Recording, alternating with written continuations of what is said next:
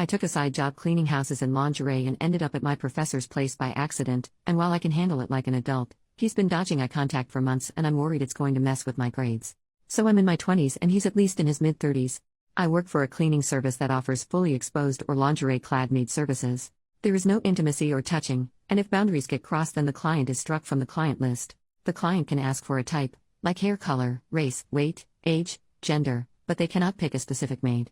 Their maid is assigned by the company. Both client and the maid have the option of using a fake name, and pictures of either party are not provided. Any institutions the clients and maids are linked to, like school or work, are also noted so something exactly like this doesn't happen. All of this is done for confidentiality. Clients can request after the first session that the same maid comes back, but that's it. I'm explaining this to show that it is impossible for him to have requested me or known it was me beforehand.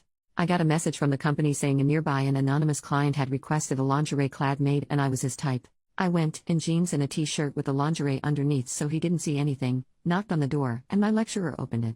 I realized what had happened and said that the agency typically filters these things out. Clearly there was an error, and I can stay and be professional or I can get him another maid, but whichever he chooses, we should both just forget this. He asked for another maid, so I called the office, explained, and left. The office says due to computer and human error, no one clocked in that we are linked with the same school. I had to go into school a few days ago along with some classmates and we ran into him. He was awkward, uncomfortable, wouldn't look me in the eye, and refused to even directly address me. We ran into him again later that day and it was the same, if not worse that time. We also had some classes at the end of last academic year, after the mix-up where I ended up at his place, and I was similarly ignored, though I attributed this at the time to the online format of the classes. This would just be one of those things, except I have classes with him all next year, as well as private meetings with him to discuss my studies. These have to be done with him, are compulsory, and can affect my grade. While I know that I can act professionally, I am concerned that he cannot, as it has been several months and he is still not passed it. I am putting a lot of time and money into this, and if this is how he will act for the remainder of it, I feel I will not get what I paid for it and that my grade will suffer. I do not know how best to progress. I cannot afford to let my grade go to crap, but talking to him might make things even worse. Any advice? Top comment: clearly a lot of the people giving you advice here don't work in academics. I do. For the love of God, don't put anything in writing unless you actually want to get him fired. He is not going to give you a bad class participation grade if he is the one preventing you from participating by ignoring you. As for meetings with him, just meet for your degree the way you would if this had never happened. If you treat this brusquely and professionally, he will eventually too.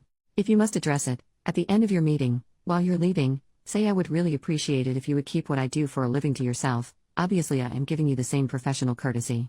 I would love it if we could pretend that incident never happened. Don't put anything in writing. For the love of God, do not show up to his house again, even to leave a note in his mailbox. That's how you progress into stalking. Don't do anything crazy to make him notice you in class. Offer to participate the way you always would. Do your meetings with him as if this never happened. Update: 1 month later, he reported me. I booked a meeting with him during office hours so I could clear the air, as was suggested on my last post, and then followed it up with an email that simply said that his school is starting up again and its final year. I'd like a chance to meet with him to talk about my dissertation and make sure he approved of the topic before I launched into it, something that is completely standard and everyone else is doing, but was somehow enough to panic him.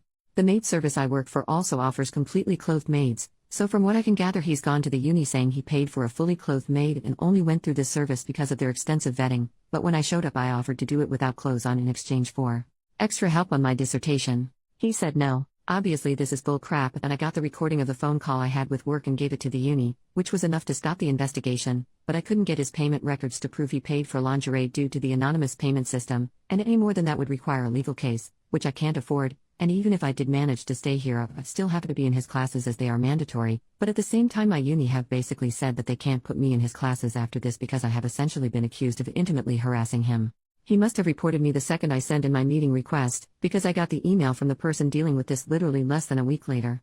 I have no clue what the heck he's thinking. I'm assuming he thought I would report him and decided to get ahead of it, but even that makes no sense as all I did was request a meeting. Whatever his logic, I am dropping out. I am 1 year off of completing my degree, so I've submitted some inquiries about transferring to nearby universities, but because this has happened right at the start of a new school year, it's going to be 10 times harder than it would be if this happened over summer or last year. The only upsides are that I've not actually been expelled or suspended, so I won't need to explain this to anyone. The uni seemed fine to just let me go quietly, and another lecturer is writing me a reference. The agency have also said they will blacklist him, and they share this info with other services, so hopefully he won't be able to do this to anyone else. Just Jesus Christ. Edit, adding that I have had a free consultation with a lawyer and I will not be pursuing legal action. The best case scenario, Where I win, my name is cleared, and I can stay in this uni, my profession will still be outed, I will be shunned by classmates and staff members, and my lecturer will continue to be a jerk, and I'll be staying at a uni that have confirmed they will throw me under a bus to save a weaselly prick. Even the best case scenario will also earn me a black mark next to my name in academic circles. Update 3 years later, OP updated with a new account after her posts were featured on Smosh. Just caught up on the Smosh podcast and, well. Comment number 1, is there another update? OP, not really to be honest. I'm at another uni, feeling super supported, doing a PhD and building my career. The lecturer who ratted me out is still teaching, but when people went back to classes properly post-COVID, I put his name on the creep list. An anonymous Google Doc the women at uni shared of men to avoid, and like 4 different people vouched for him being a creep, so at least they know who to avoid, and I'm safe and happy at another uni with a straight woman and gay man supervising me, both of whom went to bat for me when another separate lecturer made a pass at me. Like I feel like the overwhelming reaction to my story was just, well, that's depressing, and I wish I had a non-depressing update, but that's how academia works, I guess. C'est la vie. But I do want to say that when Shane read the comments from my post, he read one that I listened to at the time saying don't make a paper trail because I'll get him fired, and PSA, make the paper trail. I really regret listening to that guy, which I only did because he said he was in academia. Assuming it's a guy because that's advice a guy in academia would give. I would still have had to leave the uni even with a paper trail, and I'm probably better off at my current uni than I was at my old one, but if I'd made the paper trail they probably would have at least refunded part of my tuition, and I wouldn't be scraping to fund the PhD now. Comment number 2, glad you're doing well, and that people at your old uni know that the lecturer is a creep. Sucks that he still has a job though. OP, yeah, I'm glad I'm doing well too. I would love to be able to say that something worse happened to him, but the consequences of his actions are literally just a Google Doc. What shocked me was the other women who vouched for him, as in saying they also had weird experiences with him, because I honestly thought it was just me. Hopefully one day he'll be creepy to the wrong woman. But hearing my words from like 3 years ago read out to me while I was on the treadmill is definitely making top 3 weirdest moments of my life lol. Comment number 3, saying don't make a paper trail because I'll get him fired, and PSA, make the paper trail. Oof, that comment is terrible, you're totally correct. Anyone who has dealt with any sort of scary, bad, or uncomfortable situation, whether in the workplace, school, or just in life, always make a paper trail. Document everything, even if it's small. If you have to take it to a boss, school leader, or police, etc., the best thing you can do to have a situation taken seriously and rectified is to have some sort of tangible proof that something has happened by documenting and listing whatever the issue is.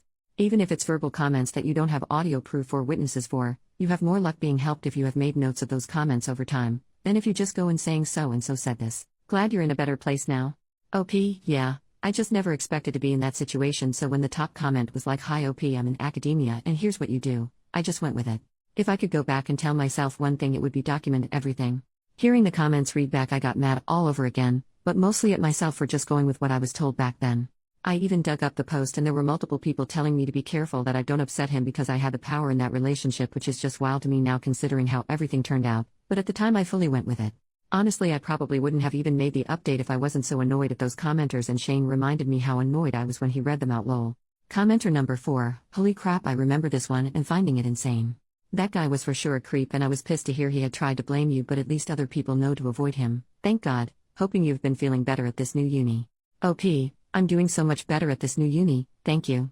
I was actually at this uni first, then switched to the one this guy worked at, so now I'm back at the OG and I don't know why I ever left, to be honest. This sounds weird, but I'm low-key hoping he continues being a creep so he'll do it to the wrong woman and she'll be smarter about it than I was. But yeah, it was insane to me because honestly that post is from like late 2021 and by 2022 I was at a new uni, moved on, completely forgot about it, and then today I'm on the treadmill listening to a podcast and hear that being read out. Like? Commenter number 5, I'm glad you're doing better. Wow, that must have felt surreal to have your story of what crazy shit happened to you in a video happen. I remember watching the video when it came out. OP, I immediately just picked up my phone and rewound and started looking for the info. I would have heard it sooner, too, but I only listened to podcasts at the gym and I've not gone in the last couple weeks. It was so wild.